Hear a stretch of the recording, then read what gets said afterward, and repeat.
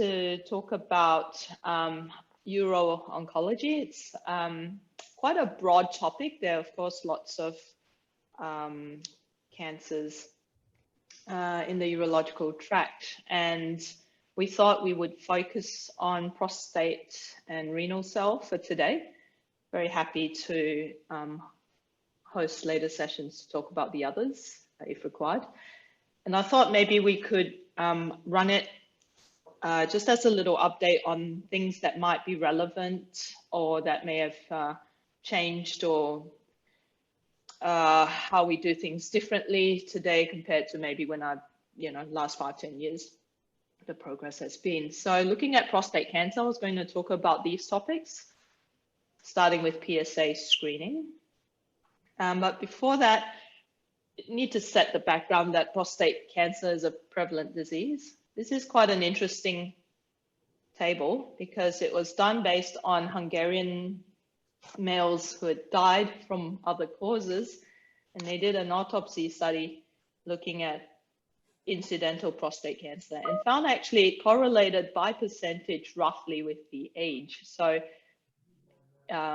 what I've highlighted there, it's a very common illness above the age of 60, but not necessarily one that people will have symptoms from or die from. Yeah. So if you look again at the leading causes of death, that's by far the most common cancer. Well, the highest number of deaths come from lung cancer. And then, of course, the highest killer is still heart disease. And if we think of prostate cancer, traditionally we say, well, people die with, not of prostate cancer because the mortality is only 3%. But just bear in mind when looking at mortality figures, the prevalence is important as well, because by sheer numbers, 3% mortality rate equates to 3,500 deaths. And that is quite a big number. So if you looked at the numbers for heart disease, again, sitting right up there at the top, and then lung, strokes, dementia, chronic lung disease, prostate cancer sits just below that. So though the percentage mortality is low by prevalence, it's still quite a big killer. And I think most of us would have come in contact with a friend, family member, or a patient who has suffered the sequelae of prostate cancer or died from it. So back to PSA screening, when we looked back in 2012, there was a big, the US Preventative Services Task Force recommended against PSA-based screening because they felt it made no difference to prostate cancer mortality. And that actually resulted in increased rates of advanced disease at diagnosis, because what PSA screening is offering is earlier detection. But at that time, two fairly large studies also came out, and with very high number needed to screen and treat to save one life. So it all looked like it wasn't worth doing PSA screening. But with time, we've had more follow-up on that. And in 2017, they changed their recommendation and said men 55 to 69 should make an informed decision about screening because there was a small survival benefit. So one of the big studies was the ERSPC and the other was PLCO. And ERSPC now at 16 years of follow-up, though the mortality reduction is, sorry, I've got that thing in my way, is unchanged. However, the number needed to screen and to treat NNS, and NNT have now decreased, and in fact is now below the number needed to screen compared to breast cancer trials. So actually, as a screening test, I suppose it's not doing too badly. And one has to remember prostate cancer is a very slow growing disease. And any meaningful study needs to follow patients for 15, 20 years or so to show a mortality difference, because the natural history is very slow. PLCO also showed with PSA screening, you increase diagnosis of low risk disease and you decrease the diagnosis of high risk disease. So you're picking up the cancer earlier. And that led to concerns that we would operate or give radiotherapy to all these patients and be over treating an illness that a lot of people were going to, quote unquote, die with, not of.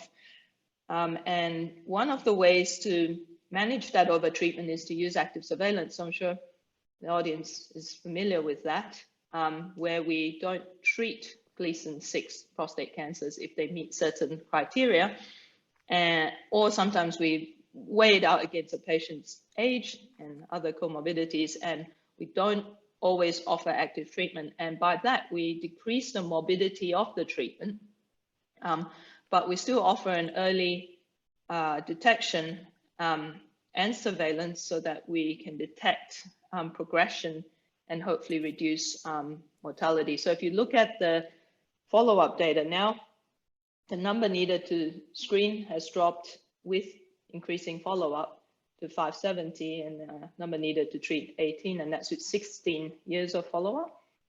And if we look,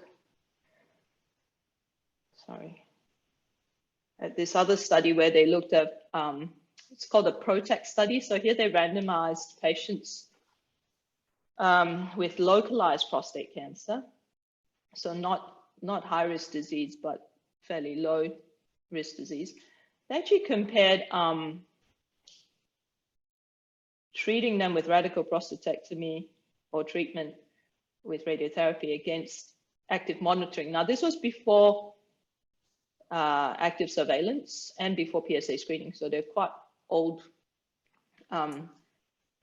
sort of an older cohort from a couple of decades ago.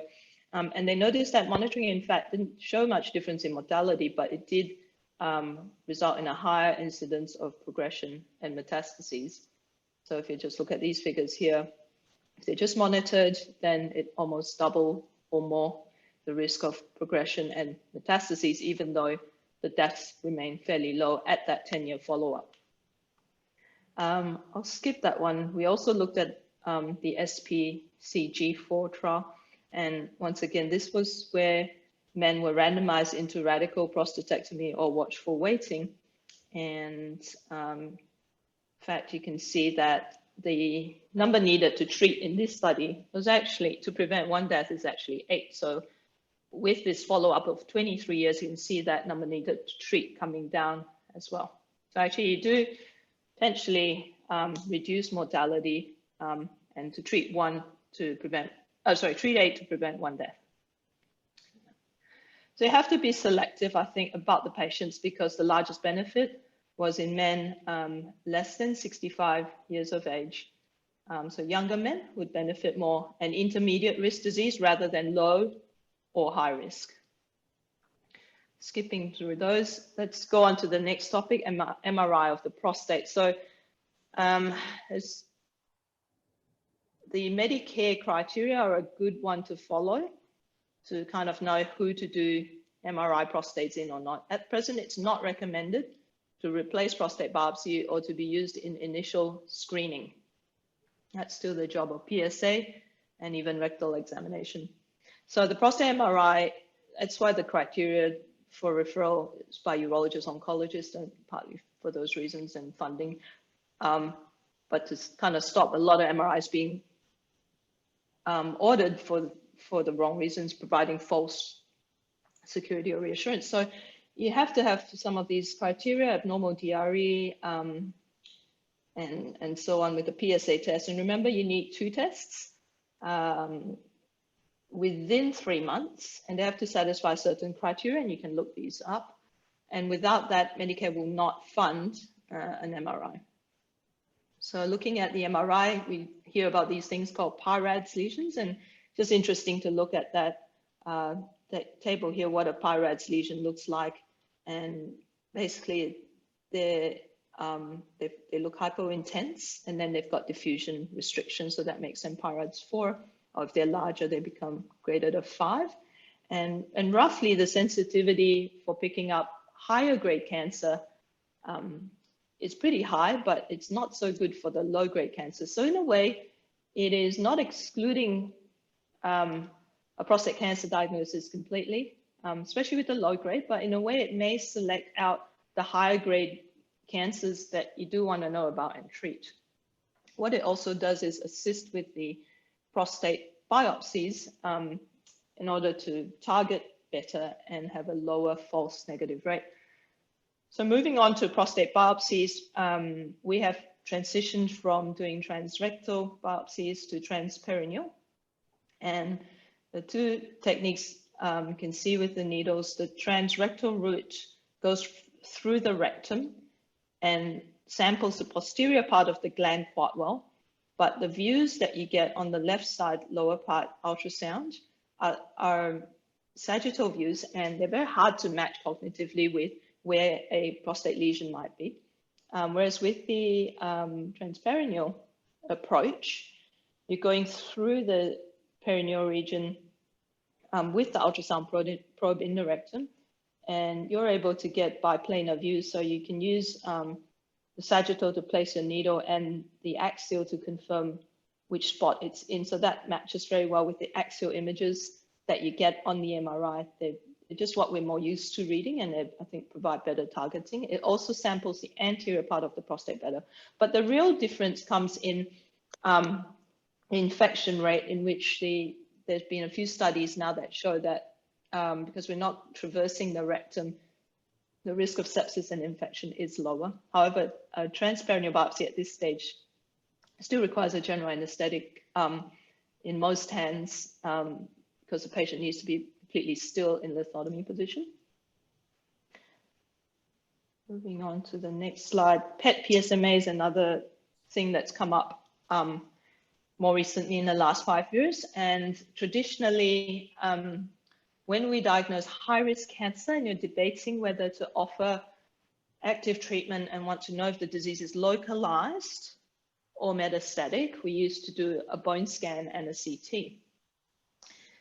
So PET scans became more popular, and a few studies were done comparing PET PSMA against traditional CT bone scan, and found that the accuracy was higher, and it also prompted management change more frequently. It also had lower radiation exposure. So one test, less radiation, more accurate. So it's used in high-risk prostate cancer patients after diagnosis to guide management. And also, if there's biochemical recurrence, we wait for post-radical prostatectomy patients for the PSA to hit about 0.2, which gives it a higher sensitivity, and then we do the PET PSMA then. And this allows for more targeted treatment if it's a single or solitary or oligometastatic disease. You can try salvage radiotherapy, but if you get a negative PET PSMA, then it becomes a little bit more variable in what we do depending on a patient's age and the rate of the PSA doubling time. And if you see widespread mets, then of course it's systemic therapy. So looking at treatment of prostate cancer, the low risk group have options of watchful waiting, active surveillance, or active treatment. In the intermediate risk group, we can do watchful waiting if patients are not suitable for treatment and have limited life expectancy or poor performance status. And in high-risk disease, can do active treatment. And more advanced cancer, then we use different methods like ADT and then chemotherapy, which Omar will talk about. So active surveillance and watchful waiting are quite different. Active surveillance is where we're actually looking for a change or clinical progression, either with PSA or DRE, or radiological progression, or grade or stage change, and then going for treatment. So in a way, it's a way of deferred treatment, but the prostate cancer treatment book that's available free from PCFA gives this table, and I use that quite a lot because it puts it in very simple terms for the patient, what the pros and cons are. When we look at long-term surveillance of a large cohort, so Canadians are the ones who pioneered a lot of the active surveillance trials, and in these 800 patients, they followed up over 15 years, found that only about 2 or 3% developed metastatic disease, 2.8%, and 1.5% died from prostate cancer. But the last line here of the results shows that at 5 years, 75% were still on surveillance and untreated at 10 years, 63, and 15 years, 55. So if we follow their active surveillance selection criteria, what I tell patients is, look, if you've got Gleason 3+3 disease, you've got 3 or less cores, they're all small cores, less than half the core, your PSA is less than 10, your DRE is CT1, non-palpable disease. We can opt for active surveillance knowing that half of the patients at 15 years still did not require treatment. So of course, this is more suitable as the age gets older, maybe less suitable for a younger patient, especially if they don't strictly meet that criteria. Some people have extended some of these criteria to having more than 3 cores Gleason 6, or maybe even a little bit of 3+4, as long as the 4 component is very small in the older patient, but that remains experimental. So if we look then at active treatment, so this would be someone we would consider intermediate risk, where they've got Gleason 3+4 disease, they've got 3 positive cores, PSA below 10, 5.5. And then we talk about, well, this is not suitable in a young patient who's otherwise fit and well for active surveillance. So let's talk about the treatment options. And generally these days, we're doing a lot of surgery by robotic method, and that's for a quicker recovery time, less bleeding, and also sort of better views for dissection and nerve spare. And then with radiation, there are also many, many techniques now. It used to be 7 weeks of 2 fractions a day, 37 fraction, 7 to 39 fractions, or 78 gray of treatment. And now there's different techniques using hypofractionated dosing or stereotactic methods. So you can shorten the treatment to 5, 10, or 20 fractions, depending on the center, the machine, and the disease. So that's kind of useful to know. And I counsel patients about both the options. Once again, I find that localized prostate cancer book quite useful, and you can look that up about the pros and cons of treatment. So that's radiation here. Just lastly, talking about some germline mutations. This has become more and more, in most meetings, they will talk about these mutations, and BRCA2 associated with aggressive prostate cancer, and 1 and 2 more aggressive disease. So it's good to be aware of these clusters. And lastly, with prostate cancer, there are a ton of things that potentially are associated with a lower or a higher risk of prostate cancer. And I often get asked all these things, but overall association does not mean causality. So there could be other factors, and we don't recommend any of these things to lower the risk, not eating more tomatoes or eating more soy, because actually when they did the studies, they found either no effect or worse effect. So basically just tell everyone to live a heart-healthy lifestyle, avoiding obesity, smoking. And I think that's it from prostate cancer. The last slide was just on the life expectancy and health status, but that was how the reason for putting this up was that it's still important to assess who we are screening for and treating, because if the health status is not good and don't predict a good survival, then there's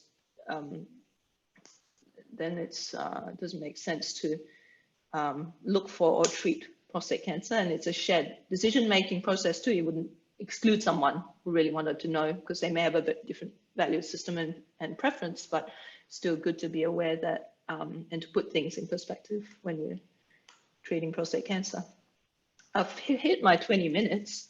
So Hayley, where are you? Yeah, well, did you want to go on for another 5 or so minutes and talk briefly about renal cell carcinoma? We could have a quick break and see if anyone had any questions. Anyone's able to talk. If you want to talk, just unmute yourself or raise your hand.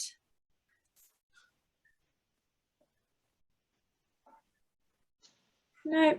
All right. Well, maybe carry on and do a little bit more until past, Elaine, and then we can switch over for Omar's talk. Okay, so that's fine. So this isn't as long or detailed. It's just a few little points about cysts, kidney lesions, and then I'll pass to Omar. So quite often we get referrals for renal cysts, and it's good to be aware that there's something called a Bosniak classification.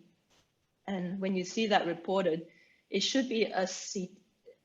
Well, sometimes you get a report of a simple renal cyst on ultrasound. They're very common and they don't require further imaging. If there are septations, calcifications, or something's not quite right, then a CT scan is used, and it's a triphasic renal CT where there's a non-con phase, an arterial, and then a portovenous.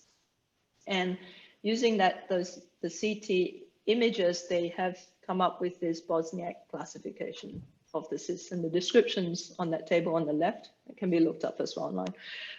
But it's good to know that Bosniak 1 and 2, so 1 meaning a simple cyst with nothing else, or 2 where there's a few hairline thin septations with no enhancement, they're considered, Bosniak 1 and 2 are considered benign.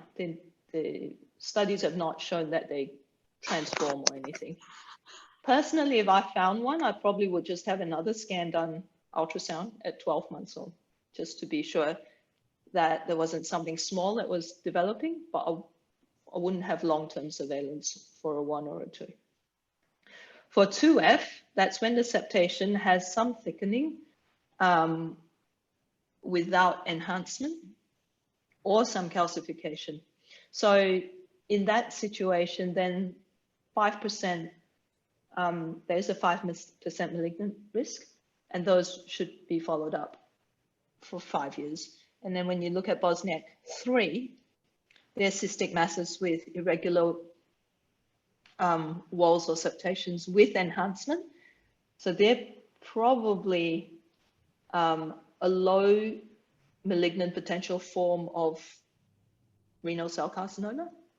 And there's one called a cystic multilocular renal neoplasm of low malignant potential. So they're very unlikely to metastasize, but they probably are malignant. And they require follow-up, and I think you either say we're going to do surveillance or excision. And in the Bosniak 4, then they're clearly malignant where they've got soft tissue components, and there would be a cystic RCC. So in the European guidelines, that just summarizes what I've said, with Bosniak 1 and 2 being benign, 2F requiring follow-up, 3 or 4 requiring at least consideration of excision. So with renal masses, got AML, the angiomyolipoma. I'll show you what that looks like. And they're benign entities. And then I was going to talk a little bit about other lesions and treatment.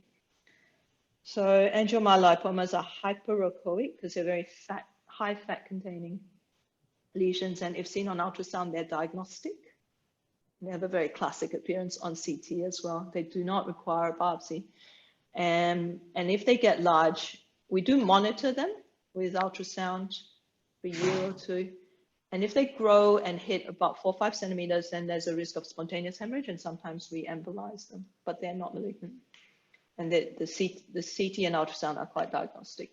So then if it's not an AML, then there's a few other things it could be. And the most common benign renal neoplasm is an oncocytoma.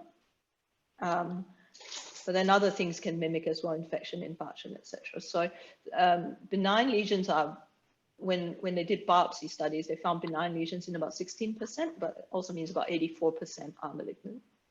So an RCC has quite a classic appearance as shown on the left here, where it's quite homogeneous in an unenhanced phase, and then as you progress the phase, it takes up contrast, and then it starts to, so you can see an enhancement compared to the background kidney tissue. If you look at it, there are other things that can look like that, TCC, lymphomas, secondaries. So, sorry, how do I go back? So, when we think about whether to biopsy a lesion or not, generally, if it's a lesion that looks like that one on the left, it's going to come out. So there's no point biopsying it, because that is an RCC and it's very, very large. It's a wooden biopsy. if it was smaller, based on the fact 16% might be benign, we could, there was a trend to biopsying all of them initially, and then we kind of figured that, well, biopsy had a few disadvantages. It wasn't without risk of bleeding. Theoretically, there's a risk of seeding as well. It made the lesion more, it caused scarring around, and it made it more difficult for partial nephrectomy. And also, you're not sure if you've got dual pathology within the lesion and you're just sampling something that's benign within something that's with something malignant next to it. And lastly, a chromophobe RCC and an oncocytoma are not really distinguishable on a core biopsy. So kind of stopped biopsying things that we were going to remove anyway. So sort of did an excisional biopsy, especially with small renal masses in a young person. You can do them with laparoscopic techniques or robotic techniques now with fairly minimal morbidity and preserving the kidney. So that seemed more favorable than doing biopsies and then surveillance, which is also a lot of scans lifelong for a young patient. But in some situations, it may still be suitable to biopsy, and that might be if you're worried about a metastatic lesion and need to clarify, or in an elderly patient or a patient with comorbidities that you're thinking of just having surveillance for, then it might still be relevant. So looking at renal masses, you can remove them, and removing them, if they're neoplastic removal, is superior to any of the other techniques. So RFA cryoablation definitely have a higher recurrence rate, and they need to be surveyed lifelong. There has to be a good reason for opting for that, and one of those might be an elderly patient or one that's not suitable for excision. And we do use it reasonably often in an older cohort. CyberKnife is sort of experimental. They've done a small trial looking at CyberKnife for about 100 to 200 patients for inoperable, because the patient was just not fit for a GA and just done CyberKnife, and have a very short follow-up with 2 years, but showing minimal progression. So it's an option, and surveillance or watchful waiting, because we do that quite a bit in the small renal masses, because we do know that lesions under 4 centimeters, metastasis risk is 1% or less. So it's reasonably safe if the risks outweigh the benefits to watch instead of proceeding to some form of surgery. The last thing I think that was relevant to general practice was that we're doing follow-up after nephrectomy. It's important to optimize risk factors for renal impairment with a solitary kidney. So monitoring for hypertension, diabetes, checking BP and kidney function every 6 months. Also monitoring for new diagnosis of diabetes or sugar control in a known diabetic. And the surveillance protocols, they're quite well set out. In terms of low, intermediate or high risk, they're clearly defined, and the protocols, whether you do a CT or ultrasound and how often, they're all set out as well. That's it from me. Great. Thank you so much, Elaine. That was very informative. All right. Does anybody have any questions they'd like to ask Elaine before we move on to Omar?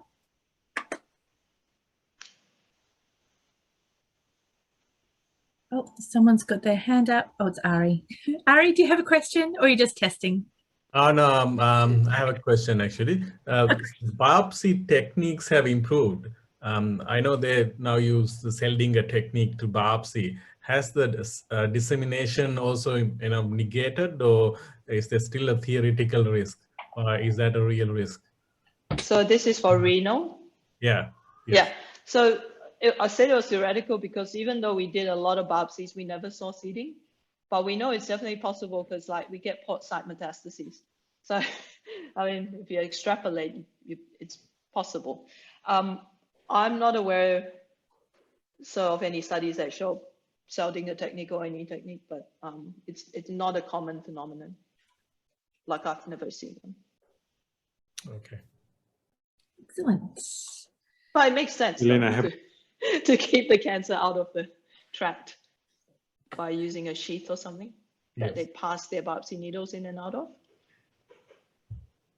Omar, you have a question as well? Elena, just it's about localized prostate cancer. In terms of surgery or radiotherapy, which one is better in terms of preservation of erection? How I counsel patients is, with surgery, if you do a full nerve sparing operation in a young person, I think the recovery is quite good, almost 70–80% of getting erections back, with or without use of PDE5 inhibitors. Erections studied on ED are a bit difficult to interpret because of the variability of the outcome measures. They're hard to measure ED. Also, you don't know what the pre-existing ED was. And it's just not a very well followed up, I guess, criteria, like we can all measure a PSA or measure the number of pads used, but it's very hard to measure erection. So generally, I just counsel that, in the young patients, what we know is the recovery is good. As the disease progresses, and that could be another reason why people want treatment earlier than later, if you can't do a nerve sparing operation, then that really halves its risk. So that halves its ability to recover, if you like. But what I also tell patients is with surgery, you get an immediate potentially loss of erections, but with penile rehabilitation, in other words, maintaining penile length and vascularity by using regular tadalafil combined with vacuum constriction devices to keep blood flow going and maintain length, plus even using intracavernosal injections, erections continue to improve in the first 1 to 2 years. So again, that's a problem with the studies. You gotta wait 2 years to really measure. With radiation, it tends not to affect the erection at the start. What it does is it accelerates its natural decay, if you like. So you maintain your erections normally, but then it may, as the arteries sort of harden and things, that's part of the reason people get erectile dysfunction, arteriosclerosis, things like that. It may accelerate that ischemic or whatever process that leads to an earlier, leads to erectile dysfunction. So it's sort of explained as it's slightly different in how it manifests, and also in anything with prostate cancer, earlier treatment is better for recovery, and younger age is better. Great. Earlier stage, earlier grading stage, then you may not have to do such an extensive radiotherapy field or have to do a wider excision. Fabulous. Thank you. Great. Thanks, Elaine. Am I Thank on you this? so much. Omar, you're up next. Yeah, I'll quickly introduce you. So Omar's a local medical oncologist who works at Rockingham Hospital, locums down in Albany, and also works for Clinic Connect. And he's going to chat about all things to do with prostate cancer, following on from Elaine. So thank you so much, Omar. Over to you. Good evening, everyone. So there is a lot to cover. Today I'll mainly focus on the prostate cancer, and if I get time, I'll give a little bit snapshot whatever we do about metastatic renal cancer. So welcome aboard.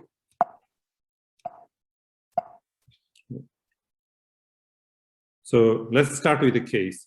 This case I saw in Rockingham Hospital. He's a 55 years old gentleman, IT professional, and he presented to local doctor with bony pain, and they did PSA.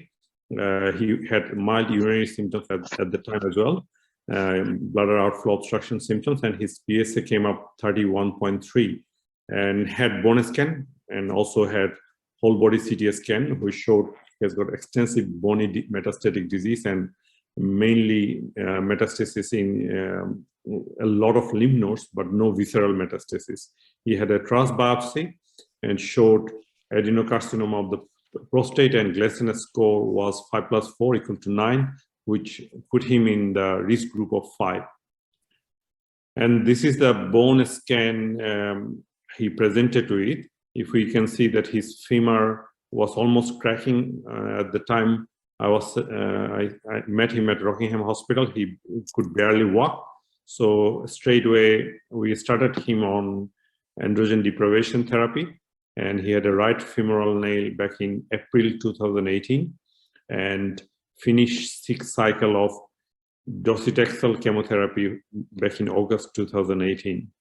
So let's talk about what the evidence of this docetaxel chemotherapy. So he was in a stage called hormone-sensitive prostate cancer.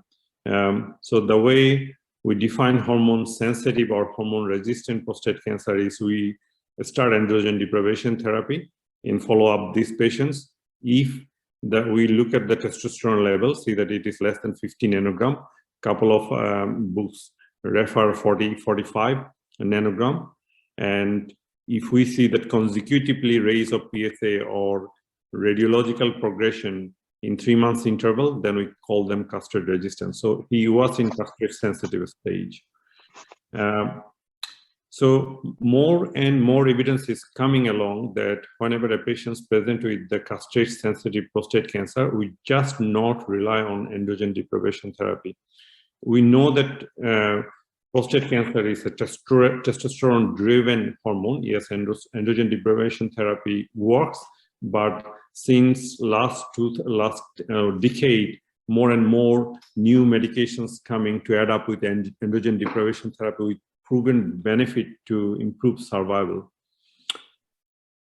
So whenever any hormone sensitive metastatic prostate cancer comes to us, NCCN mandate to do bone scan to know the extent of bony metastatic disease. We also need to do a CT scan of the chest abdo-pelvis to see that any visceral metastasis or not, which we can prognosticate the patient. Say, for example, if somebody have got a liver metastasis and the lung metastasis, the prognosis is worse than the patient who has got only bony metastasis. New generation imaging, as Elaine alluded, that new generation scans are becoming more sophisticated. Say, for example, if patient have got a PSA of 20 and conventional bone scan on CT scan didn't show anything, doesn't mean that the patient hasn't got any metastatic disease. We now have got the opportunity in the state to do PSMA PET scan, and majority of the time we see that this patient actually has got metastatic disease rather than as a biochemical progression.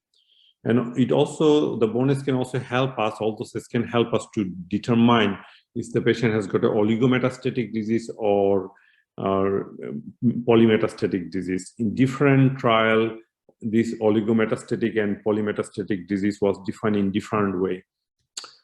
So as this man had docetaxel chemotherapy for 6 cycles, there are strong evidence about this chemotherapy.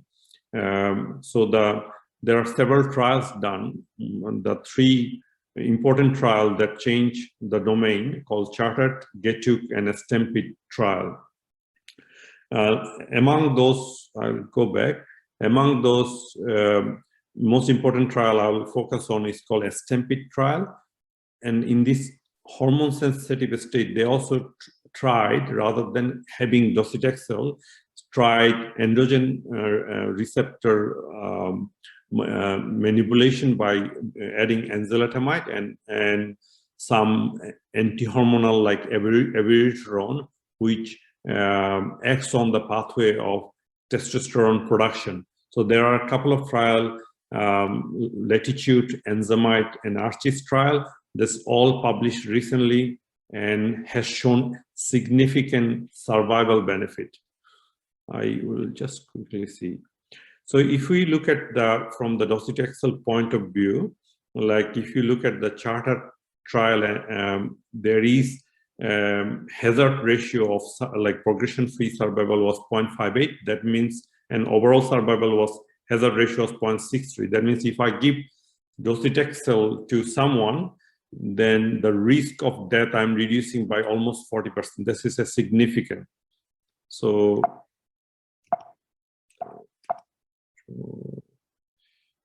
this CHARTED trial was done, and it was published in NEJM back in 2015. It randomized the patient with the metastatic cancer. They took the patients above 70 and below 70, and there with the ECOG performance status at 0, they divided the patients with high or low volume disease. So the way this trial defined, if somebody have got more than 4 metastatic deposit in the bone and one of them need to be extraaxial, that's called high volume disease. If anything less than that, they said it is a low volume disease. So on top of androgen deprivation therapy, they gave 6 cycles, and they're looking at primary endpoint was overall survival. So if you look the Kaplan-Meier curve here, that in high volume disease, if I give ADT alone, like anything like goserelin or dagarelix, they are living 34 months. Whereas if I give them 6 cycles of chemotherapy, they are living almost 5 years, 51 months. It's a significant in terms of survival benefit. In low volume disease, though it didn't show that much benefit at all. If you look at the curve, one curve is overlapping with other curve. So in low volume disease, it didn't infer that much survival benefit. So they did a pooled analysis of all the trial to see that, okay, what's the correct information here?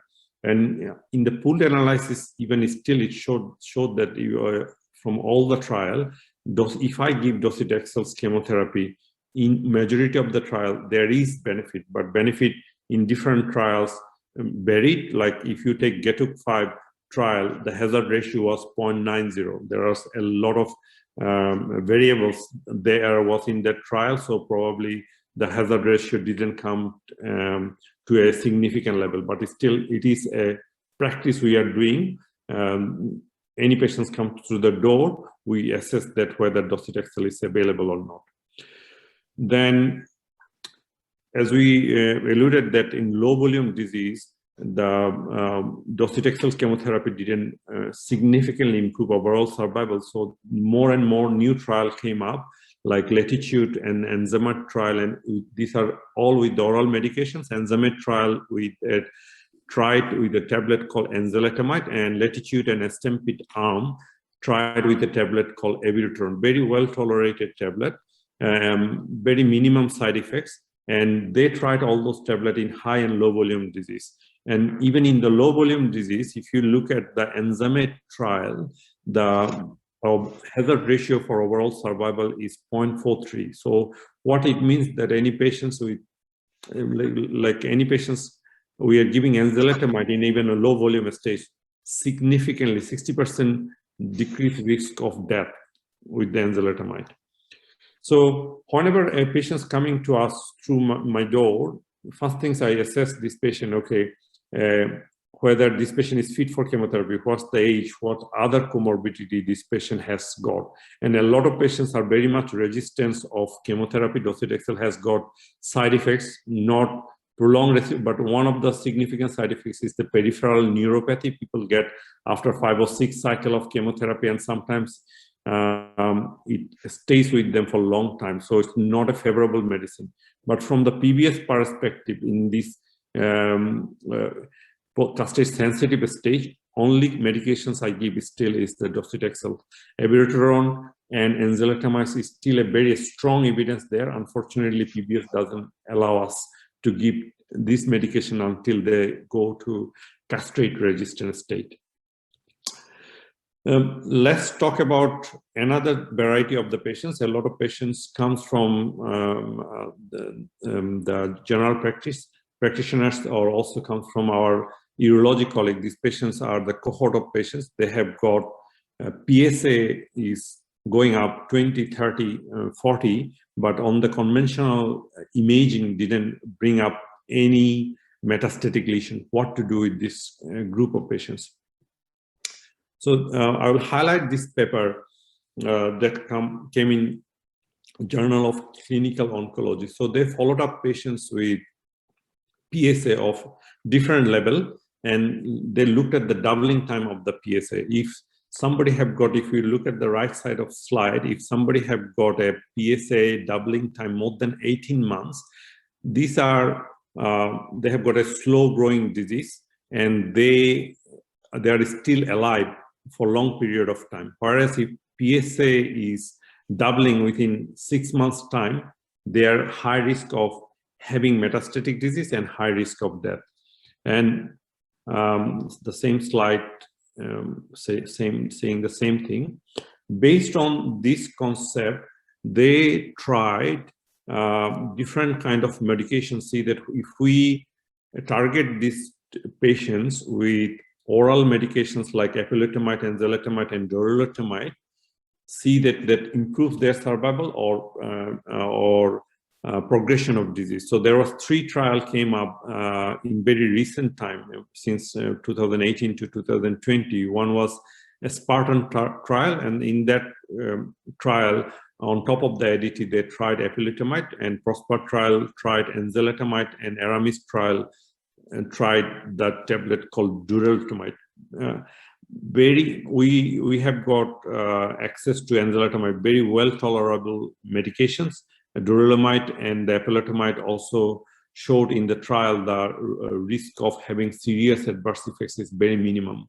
So the endpoint they are looking was metastatic free survival, and these are the Kaplan-Meier curve from all the trial, and all this trial became positive for reducing the risk of metastatic free survival, and hazard ratio was even up to 0.69. So if I see a patient with a metastatic castrate resistant prostate cancer only with a biochemical progression, we have got the options to start treatment with enzalutamide, but unfortunately again PBS, it didn't came in this arena for the from previous perspective.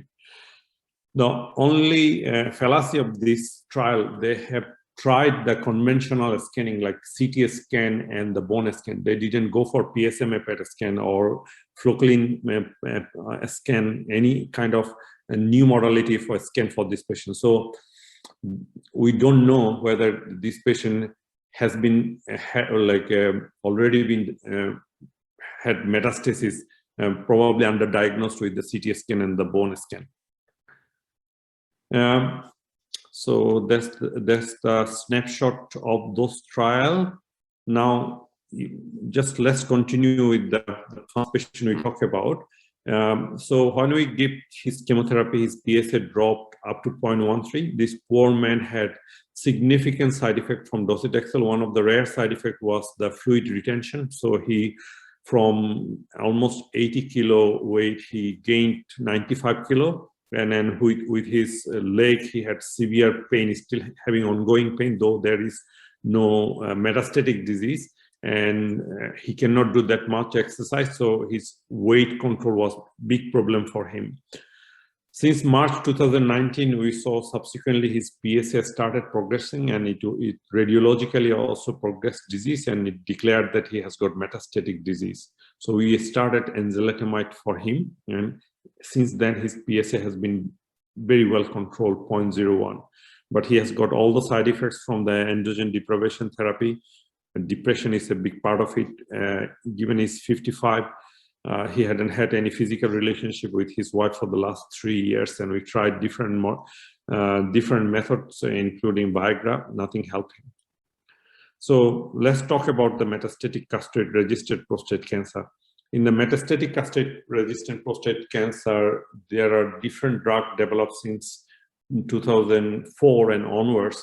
Docetaxel is an option. There is a chemotherapy, taxane chemotherapy called cabazitaxel, which has got a very strong evidence. There is an immunotherapy option, which is mainly available in US and very expensive. It's called Sipuleucel T, not available, unfortunately, in Australia. There is medications called enzalutamide and abiraterone, which is available to us through PBS in castrate-resistant level. 3 to 4% of prostate cancer patients have got MSI high tumor.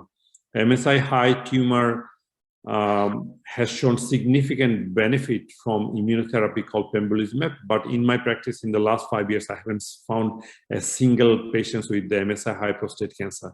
And as Elaine said, that there is 12 to 15% case now coming up with the BRCA mutations, and there are trials, evidence coming up if we can detect these patients even in the later stage of their disease progression. If we give olaparib sort of medications, that is a BRCA inhibitor, they have got cervical benefit.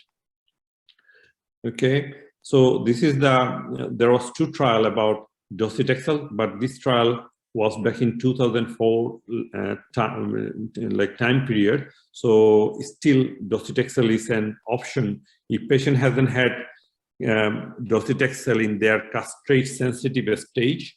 Docetaxel is still an option for these patients we consider, and it has shown 3 months, almost 3 to 4 months survival benefit. Maximum cycles I can give is 8 to 10 cycle. There is trial evidence of cabazitaxel, and cabazitaxel is an option we consider in metastatic castrate resistant state after docetaxel, or majority of the time the sequence of treatment is we try the enzalutamide and abiraterone first. If they fail enzalutamide and abiraterone, we go to cabazitaxel. This is a trial, it's a very important CARD trial that was published back in 2019.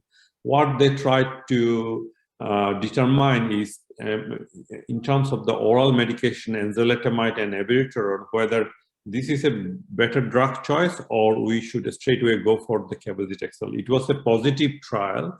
What they found that instead of giving that oral medications, if I start them cabazitaxel, there is improvement of overall survival by 2 months with a significant hazard ratio. So whenever a patient castrate-resistant prostate cancer coming to my door, we just assess the patient. Are they looking very frail? Are they going to tolerate chemotherapy? Are they going to tolerate tablets? And depending on that, we decide whether enzalutamide or abiraterone is the first option or cabazitaxel is the next line of treatment.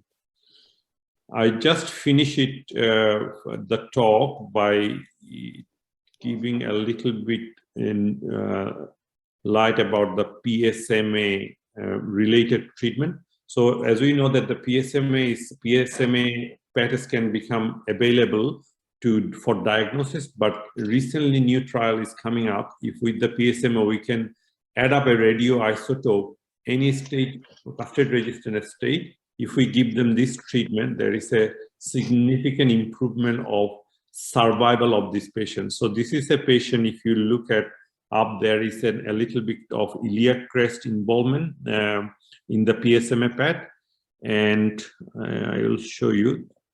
This patient had a significant metastatic disease and exhausted all the line of the treatment. So this patient had PSMA lutetium treatment, and after the treatment, everything disappeared, and his PSA dropped from 3,000 to 0.26. So more and more trial evidence is coming that lutetium PSMA treatment is an option of treatment. Now it is confusing that what line we should use this. The only thing, the trial data is coming that though the rate of response is high, almost 50%, but response doesn't last that long. Maximum response is lasting for 8 to 9 months. And fortunately, we have got availability of this treatment in Fiona Stanley Hospital free of cost.